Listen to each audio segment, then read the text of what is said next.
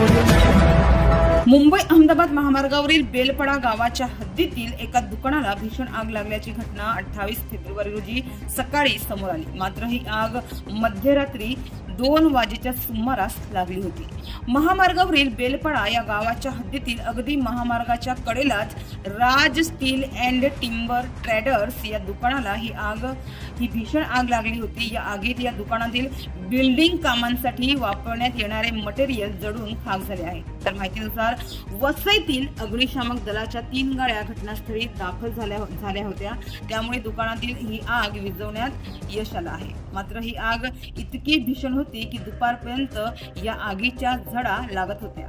तर घटनास्थळी उपस्थित दुकान मालकाचे भाऊ यांनी माहिती दिली की त्यांचे 10 ते 15 लाखांचं नुकसान झालं आहे। मात्र ही आग कशी लागली याची माहिती समजू शकली नाही। शॉर्ट सर्किटमुळे ही आग लागली असावी अशी शक्यता वर्तवण्यात येत आहे।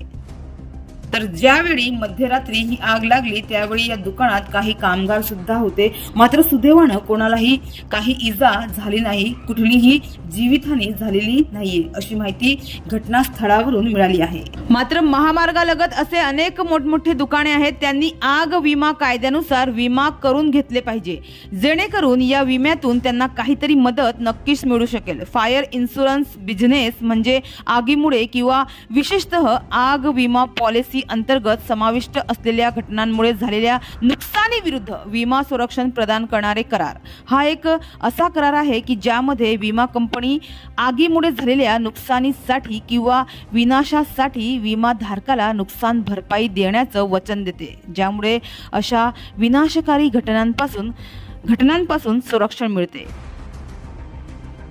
त्यामुळे बहुतेक दुकानदारांनी आग विमा कायद्यानुसार विमा करून घेतलं पाहिजे।